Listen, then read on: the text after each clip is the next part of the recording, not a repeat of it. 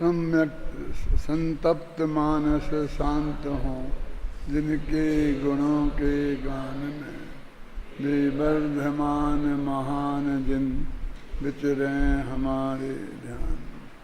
ये मांग आई है कि आज रक्षाबंधन भी है और 15 अगस्त में रक्षाबंधन को भूल ही गए हैं, तो रक्षाबंधन के संबंध में भी हम कुछ बात करें। आपने रक्षाबंधन की पूजन तो की होगी, वहाँ स्वतंत्रता दिवस की पूजन थोड़ी की। ऊपर जो आपने पूजन की होगी तो रक्षाबंधन की है ना। किसकी है? क्या की नहीं, अब करोगे। किसकी करोगे? रक्षाबंधन में पूजन किसकी करोगे? आदिनाथ की कि आदित्यनाथ हैं? अकंपनाचार्य की। मैं इसी बात पर आपका ध्यान आकर्षित करना चाहता हूँ कि ये जो रक्षाबंधन की कथा है, उस कथा में 3 प्रकार के मुनिराज हमारे सामने आते हैं। कहानी मैं आपको नहीं सुनाऊंगा, कहानी आपको सबको मालूम भी है और कहानियाँ सुनाने वाले बहुत हैं। अब आप लोग भी कहानी तो सुनाने ही लग गए हैं ना।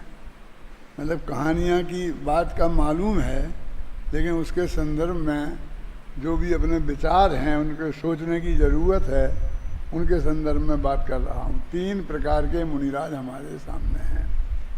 एक विष्णु कुमार, दूसरे सुरसागर और तीसरे अकंपनाचार्य आदि 700 मुनिराज। एक ग्रुप है। पहले हमारे यही हो रहा था सारे देश में, जिनवाणियों में भी जो छपी थी वो सब विष्णु कुमार मुनि की पूजा ही छपी थी और सब रक्षाबंधन के दिन विष्णु कुमार की पूजन करते थे, क्योंकि ये वो मानते थे कि रक्षा तो विष्णु कुमार ने ही की थी ना। रक्षा तो विष्णु कुमार ने की थी और वो अकंपनाचार्य आदि जो 700 मुनिराज थे, उनकी तो रक्षा की गई थी। यदि विष्णु कुमार उनकी रक्षा नहीं करते तो वे बेचारे, क्यों, वे तो बेचारे थे ना, हैं? यानी उनको तो हमने जिनकी रक्षा की गई उस रूप में माना, हम तो रक्षक की पूजा करेंगे ना, इस तरह से। और बीच में थोड़ी बहुत और हमारे मन में रह जाएगी तो जो मुँह तोड़ जवाब देने वालों की पूजा करेंगे, है ना। मुँह तोड़ जवाब देने वाले कौन? सुरसागर। मैंने आप कुछ भी कहो, मैं एक कहानी लिखी है इसी संदर्भ में। मुझको ये बात मेरे चित्त को कभी स्वीकार नहीं हुई कि अकंपनाचार्य जैसे दिग्गज आचार्य अपने सबसे श्रेष्ठतम शिष्य को, जिसे उन्हें एक दिन सभा में सुरसागर की उपाधि से विभूषित किया था। उनका सुरसागर नाम नहीं था, नाम तो कुछ और रहा होगा, लेकिन उन्हें सुरसागर, वे पढ़ाने वाले उपाध्याय थे और बहुत अच्छे विद्वान थे, तो उन्हें सुरसागर की उपाधि मिली थी। ऐसे प्रिय शिष्य को ऐसा कठोर आदेश देंगे कि जाओ वहीं खड़े रहो। जब हमारे विद्वान लोग कहानी सुनाते थे तो इसी लहजे के साथ सुनाते थे कि अकंपनाचार्य ने कहा जाओ वहीं खड़े रहो, मरो तो तुम ही मरना, सारा संघ तुम्हारे पीछे संकट में क्यों पड़े। इस तरह अकंपनाचार्य ने अपने संघ की रक्षा की थी, एक का बलिदान देने की कीमत पर। क्यों? ये बात मेरे को इसलिए नहीं जच रही थी कि कुंद अकंपनाचार्य जैसे आचार्य, जिनका नाम ही अकंपन इसलिए पढ़ा क्योंकि वे विषम से विशेष परिस्थिति में कांपे नहीं, घबराए नहीं, डरे नहीं, हिम्मत से काम लें, इसलिए वे अकंपन। कांपे नहीं इसलिए अकंपन, और वे श्रुत के सागर थे इसलिए श्रुत सागर। और विष्णु माने जानते क्या होता है? रक्षा करना। इनके यहाँ जो मानते ब्रह्मा विष्णु महेश हैं, तो ब्रह्मा बनाने वाले, महेश मारने वाले, प्रलय लाने वाले, प्रलयंकर, और विष्णु रक्षा करने वाले। तो विष्णु कुमार माने वो रक्षा करने वाले। तो ये तीनों नाम बिल्कुल ऐसे ही दिए गए, जैसे कहानी काल्पनिक अपन बनाते हैं ना, तो यथा सार्थक नाम रखते हैं। लोक में सार्थक नाम कहाँ होते हैं? लोक में तो गरीब आदमी का नाम धनपाल होता है, क्यों है? काले कलूटे का नाम सुंदरलाल होता है? लोक में तो ऐसे ऐसे रखे जाते हैं। ये सार्थक नाम तो साहित्य में ही मिलते हैं, क्योंकि ये विद्वानों के द्वारा रखे गए होते हैं और जैसा कैरेक्टर वे प्रस्तुत करना चाहते हैं ऐसा प्रस्तुत करते हैं। ऐसी ही कहानी वैष्णव धर्म में भी आती है। वहाँ भी विष्णु भगवान रक्षा करने के लिए दौड़े दौड़े चले जाते हैं, अपने आप ही विष्णु कुमारी रक्षा करने के लिए आए। मेरे कहने का अर्थ ये है कि कहानी दोनों की बिल्कुल एक सी है, किसने किसकी नकल की है इस झगड़े में मैं नहीं पढ़ना चाहता है। हो सकता है पहले उनके यहाँ एक कथा प्रचलित हो, फिर उसी के आधार पर हमारे जैनाचार्यों ने जैनियों में एक कथा बना ली हो सकता है जैनियों में प्रचलित हो और उन्होंने उसका वैष्णवीकरण कर दिया हो, कुछ भी हो सकता है। और दोनों में स्वतंत्र रूप से भी कहानियाँ हो सकती हैं, जो भी हो, अपन को उससे कोई प्रयोजन नहीं है। 3 प्रकार के मुनिराज यहाँ पर उपस्थित हैं। तो वो जो अकंपनाचारी और सुरसागर, उनके जो काम हैं, अकंपनाचारी का सुरसागर को वहाँ खड़े रहने का आदेश देना और सुरसागर का भरे बाजार में चलते हुए लोगों से उलझकर उनके वाद विवाद करना और उनके पूर्व भव की कहानी किससे भी उन्हें सुना देना। उनको ज्ञान था ना पूर्व भव का, तो अपने ज्ञान का कितना बढ़िया सदुपयोग किया उनने। उस ज्ञान का कि उन्हें तुम्हारे पूर्व भव परभव को पता थे, तो उन्होंने बता दिया कि तुम्हारी खाल वहाँ टंगी है, तुम क्या थे, सियार थे पिछले भव में।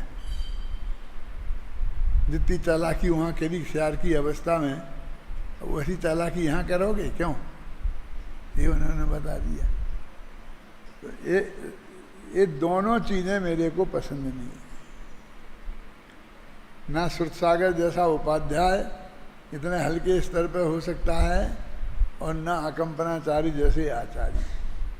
इसलिए मैंने उनके संवाद में रिजल्ट तो वो ही रखा, लेकिन संवाद बदला माने जैसे मैंने कहा टोडामल जी ने अपन को अधिकार दिया है ना कि राम ने जाकर के सीता जी से कहा कि पिताजी ने मुझे वनवास दिया है, अब मैं वन में जा रहा हूँ और तुम यहीं पर घर पे रहो, अपनी सासू जी की सेवा में रहना। इतनी बात है। अब क्या उनकी बातचीत हुई ये तो बे ही जाना है, लेकिन कोई लेखक है, यदि वो इस संवाद को लिखेगा तो वो क्या लिखेगा? वो बिल्कुल आज़ाद है, वो चाहे जो लिखे, लेकिन एक बात से बंधा है कि अंत में रिजल्ट वो ही देना पड़ेगा, माने सीता को ही जिताना पड़ेगा। क्योंकि सीता ये कहेगी कि मैं साथ में चलूँगी और राम ये कहेंगे कि तुम यहीं रहो, वहाँ बहुत तकलीफ है जंगल में। यही तो संवाद होगा ना। तो कितने ही कहो अंत में, क्योंकि सीता साथ में गई थी, वो नहीं बदल सकते। कोई भी लेखक ये नहीं बदल सकता कि वो सीता हार गई और वो मान गई और रामचंद्र जी ने समझाया, क्योंकि सीता साथ गई थी ना। तो ऐसे ही अकंपना अंत में वहाँ जाके वे खड़े हुए थे ना सुरसागर, उसे तो हम नहीं बदल सकते थे। कहानी को बदलते तो कहानी वही खत्म हो जाती, दूसरी कहानी बन जाती। नहीं कि सुरसागर वहीं जाके खड़े रहेंगे कहानी में, लेकिन उनके संवाद में मैंने ऐसा लिखा है, आप पढ़ना उसे, कि जब उन्होंने ये बताया कि इस तरह से वाद विवाद हुआ हमारा और मैंने उनको ऐसा मुँह तोड़ जवाब दे दिया, वो समझते थे कि मुझे शाबाशी मिलेगी, गुरुजी आज मेरी पीठ ठोकेंगे कि बेटा तूने आज अब कमाल कर दिया है, जग जीत के आया है। लेकिन आचार्य एकदम गंभीर हो गए, कुछ बोले नहीं। बोलने वाला संवाद नहीं है, नहीं बोलने वाला संवाद है क्या? अकंपनाचारी कुछ बोले नहीं। थोड़ी देर बाद सुरसागर ही बोले कि गुरुदेव क्या बात है, आप तो बहुत चिंतित हो गए, आपकी चिंता का कारण मैं जान सकता हूँ क्या? उसके लिए मैं कुछ कर सकता हूँ? कि बेटा कोई खास बात नहीं है, आखिर संघ की सुरक्षा का सवाल है, ऐसा कहा। क्यों? कि तुमने उनसे वाद विवाद किया और वे हार गए, तुम जीत गए। यदि वे जीत जाते हो, तुम हार जाते तो कोई बात नहीं थी। लेकिन अब तुम जीत गए ना, वे हार गए, तो वे बदला लेने की भावना से प्रेरित होंगे। अब वे रात में आएंगे, आखिर मंत्री हैं इस देश के, तो कुछ भी शक्ति उनके हाथ में है, वे संघ पर बहुत बड़ा उपद्रव कर सकते हैं। इसलिए मैं इस बात से चिंतित हूं कि अब संघ की सुरक्षा कैसे की जाए। आचार्य ने ये कहा। उन्होंने कहा गुरुदेव आप कहें तो मैं कुछ बताऊं रास्ता। कि बोलो बोलो क्या कहना चाहते हो। कि ये कहना चाहता हूं कि मैं वहीं जाके खड़ा होता हूं जहां वाद विवाद होंगे, वे उसी रास्ते से आएंगे, तो मैं वहीं मिल जाऊंगा, तो कहेंगे असली अपराधी तो यहीं है, इसी से निपट लो। तो जो कुछ भी करेंगे वो मेरे साथ करेंगे, संघ सुरक्षित हो जाएगा। ये उनने प्रस्ताव रखा। किन्ने? सुरसागर ने। अकंपनाचार्य ने आदेश नहीं दिया। तो अकंपनाचार्य ने कहा कैसी बात करते हो, सुरसागर ऐसे ही पैदा नहीं होते हैं। एक कच्चे घड़े को कैसे घड़ना पड़ता है ना। जैसे आप 5 साल अनंत मेहनत करके एक योग्य विद्वान बने, क्यों, और उन्हें कहीं भी चढ़ जा बेटा सूली पे भला करे भगवान, हैं, ऐसे मोर्चे पे लगा दें कि जहाँ जान जोखम में हो, तो वो भी समझदारी का काम है।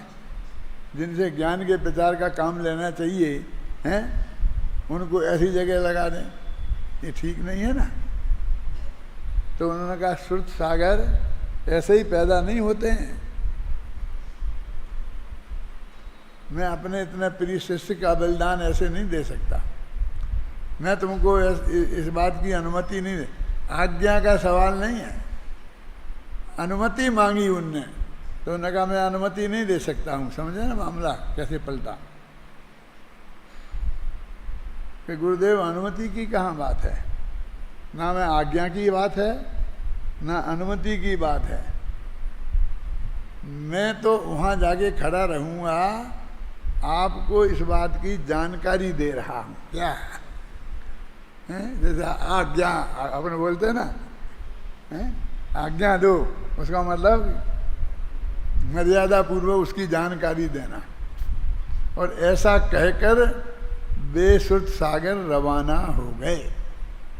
माने अकंपनाचार्य ने तो मंजूरी भी नहीं दी, अनुमति भी नहीं दी कि तुम जाके वहाँ खड़े रह जाओ।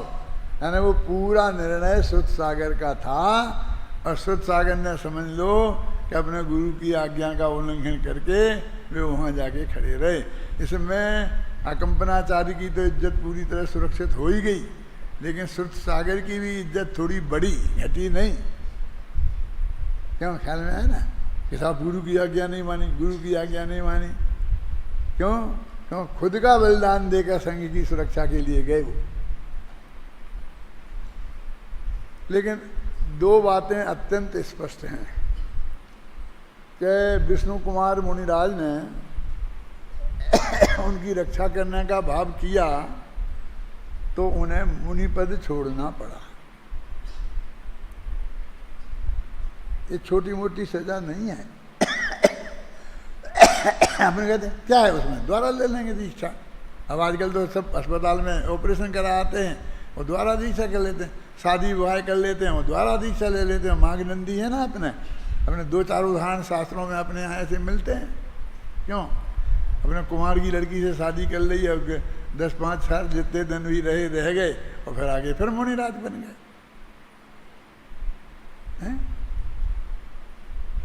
ऐसे उदाहरण है क्या? नहीं है।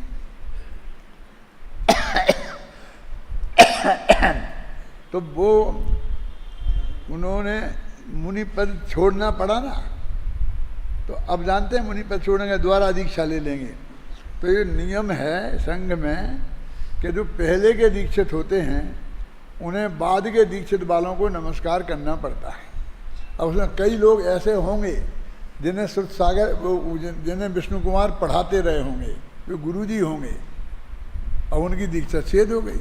अब विद्वारा दीक्षित होंगे तो उन्हें अपने शिष्यों को नमस्कार करना पड़ेगा।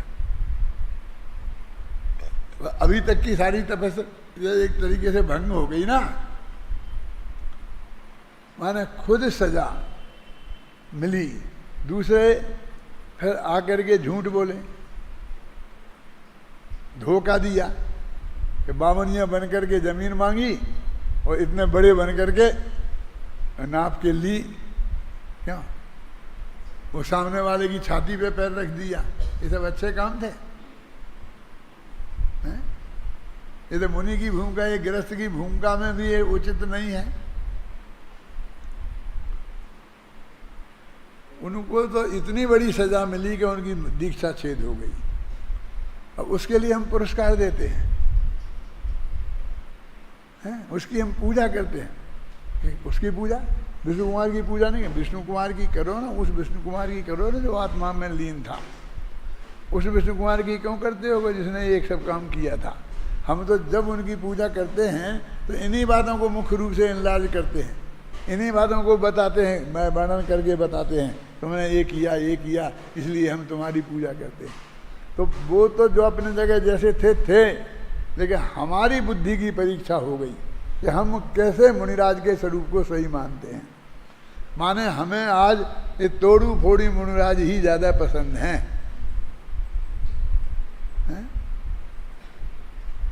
कैसा सुर सागर की थोड़ी बात करें कि सुर सागर को वो आज्ञा का पता नहीं था। जब उनने कही थी ना कोई बात ऐसा नहीं करे, रास्ते में कोई बोले नहीं,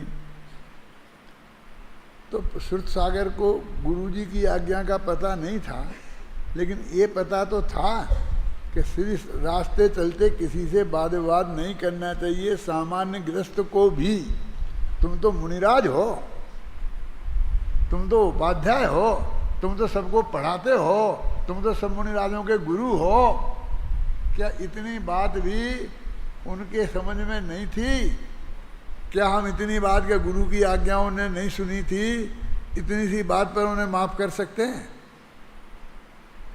रास्ते चलते किसी से भी भिड़ गए कि साहब उन्हें अपमान में सब बर्दाश्त नहीं हुआ क्योंकि वे मुनियों की निंदा कर रहे थे।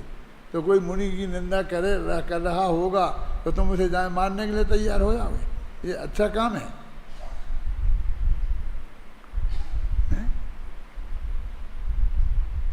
और फिर ठीक है, तुमको जो कहना था कह देते, उनके पूरा भव प्रभाव बताने की क्या जरूरत थी? और प्रूफ देने की क्या जरूरत थी कि वो चमड़ी वहाँ भी टंगी है तुम्हारी अभी भी? मेरे कहने का मतलब अपने ज्ञान का इतना प्रदर्शन करने की क्या जरूरत थी? हैं? उनका कोई पूरा भव अच्छा होता स्वर्गाधिक का तो कहते ठीक है, लेकिन वो श्यार की पर्याय का पूरा भव बताया तो अपने ज्ञान का कोई दुरुपयोग नहीं है, हैं? अपने यहाँ होता है क्या नहीं होता है कि जैसे कोई एक बहुत प्रतिभाशाली निकला, फर्स्ट आया, फिर बढ़िया सर्विस मिल गई और सबका सर्वमान्य हो गया, तो जिसको बर्दाश्त नहीं होता है, हाँ हमें सब पता है, ये फलानी जगह वे चाय बेचते थे, वहाँ ये करते थे, वहाँ ये करते थे। अरे भाई तो तू ये क्यों याद दिला रहा है? तुझे वो बर्दाश्त नहीं होता ना उसे वो, लेकिन वो क्या समझता है कि इससे उसकी निंदा होगी। यदि उसके तो पुण्य का उदय है तब तो वो इतने बड़े पद पर पहुंचा है ना। तो ये सुन करके भी उसकी और प्रशंसा होगी कि देखो ऐसे साधारण स्थिति से वहाँ पहुंचा है। वो निंदा तो तब होती जब उसके पाप का उदय होता, क्या? लेकिन हम तो कहे बिना रहते ही नहीं। अरे ये फेल हो गया था, ये मेरे पास पढ़ने आया था, मैंने इसे पढ़ाया, अब मैं तो 8वीं क्लास का मास्टर ही बन के रह गया, मुझे प्रोफेसर हो गया। ये तो उसकी निंदा है कि तेरी खुद की निंदा है कि तू वहीं का वहीं है, आगे नहीं बढ़ा? बोलो क्या है? और तूने इसे पढ़ाया था, ये बताने से क्या? वो भी कहेगा था ये हमारे गुरुजी हैं, इन्हें हमें बताया था उसे। इसमें उसकी कौन सा हल्कापन हो रहा? लेकिन तूने जो कही है ये बात, ये तो उसी दृष्टि से कही ना। तो सुर सागर ने भी बहुत बड़ी गलती की थी और वो गलती इसलिए भी बड़ी थी क्योंकि उससे पूरा संघ खतरे में पड़ गया था। उससे उनके गुरु आचार्य अकंपन का नींद हराम हो गई थी। सबसे ज्यादा गलती किनकी थी? विष्णु कुमार की। दूसरे नंबर की गलती किनकी थी? और अकंपन ये तो सर्वश्रेष्ठ थे। अपने कहते हैं आत्मा के ध्यान में मगन रहना, किसी उसे उलझना नहीं। क्यों? यहाँ भी वो आत्मा के ध्यान में मगन रहे, उनसे उलझे नहीं, और जब वहाँ पर उन पर उपसर्ग हुआ तब भी वे आत्मा के ध्यान में मग्न रहे। तो सर्वश्रेष्ठ आचार्य तो वो ही है ना, सर्वश्रेष्ठ मुनिराज तो वो ही है। दूसरे ने वाणी का दुरुपयोग किया, तीसरे ने काया का दुरुपयोग किया है। इनने मन वचन काय तीनों को ही पवित्र रखा। तो हम यदि ये जो अकंपनाचार्य की कहानी है, अथवा रक्षाबंधन की कहानी है, उसमें अकंपनाचार्य आदि 700 मुनिराज ही वास्तव में पूज्य हैं, पूजा करने योग्य हैं श्रुत सागर की। और विष्णु कुमार की पूजा नहीं करना चाहिए ये मैं नहीं कह रहा हूँ। जब वे मुनि अवस्था में थे और सच्चे मुनि अवस्था में थे, वो बाद में होता पहले वे पूज्य हैं। लेकिन हम यदि उन्हीं कामों को, जो काम अच्छे नहीं हुए, उन्हीं कामों की प्रशंसा कर करके उनकी पूजा करते हैं तो उन्हें भी बदनाम करते हैं, और हम अब खुद भी सही समझ से दूर होते हैं। देखो हम सबके साथ ऐसे ही करते हैं। समंत भद्र, अब समंत भद्र का ने जितने बड़े बड़े स्तोत्र लिखे हैं, रत्नगण साहब का चार लिखा और बड़ी बड़ी चीज़ें लिखी, उनकी वजह से तो याद नहीं करते हैं। और वो जा करके वहाँ खाए थे, और जा करके ये खाया वो खाया, लड्डू खाए, शिव जी को खिलाने के बहाने झूठ बोले, चोरी करी हैं, भक्ष भक्ष खाए, न मालूम कैसे बन के आए होंगे, शुद्ध बन के आए होंगे ना हैं, और फिर पकड़े गए हैं। तो सजा की, तो राजा की निंदा करते हो तुम। राजा तो कितना सज्जन था, कितनी छोटी सजा दी।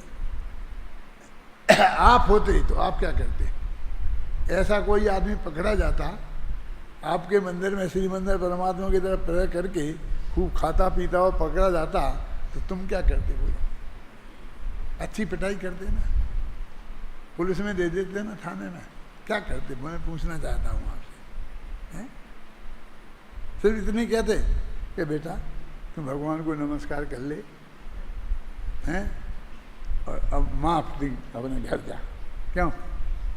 कितनी छोटी सजा कि तुमने कहा था मैं पिंडी को खिलाऊंगा, पिंडी की पूजा करूंगा, तो पिंडी को नमस्कार करो, बस इतना था।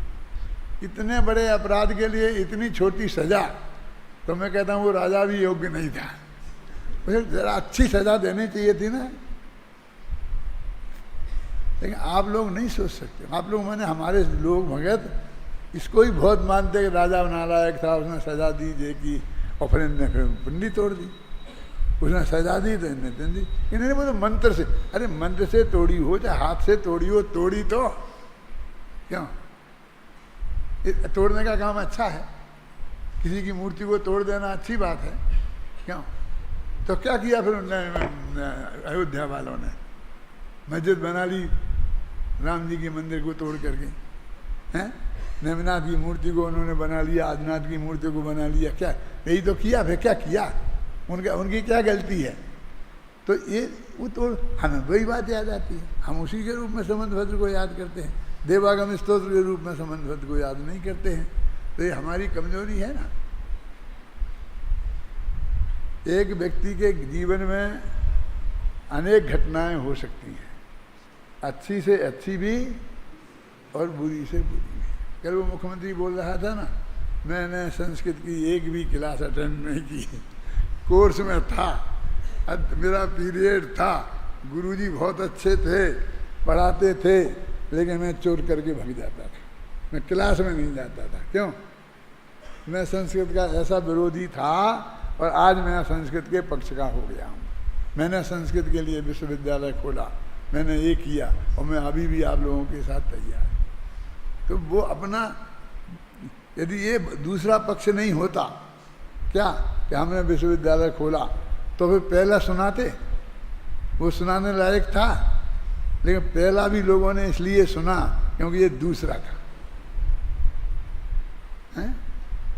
ख्याल में है ना? तो हमारा अंदर का ये दोष है कि हमने अपने मुनिराजों की कहानियों में से अपने वही अंश चुने कि जो अंश उनके जीवन में सबसे, उनके कैरेक्टर को सबसे बुरा सिद्ध करते थे, और उन बातों पे हमने ध्यान नहीं दिया जो उनकी महिमा को हमें बताते थे। हमें उन कैरेक्टर्स पर ध्यान देना चाहिए जो उनकी महिमा किया।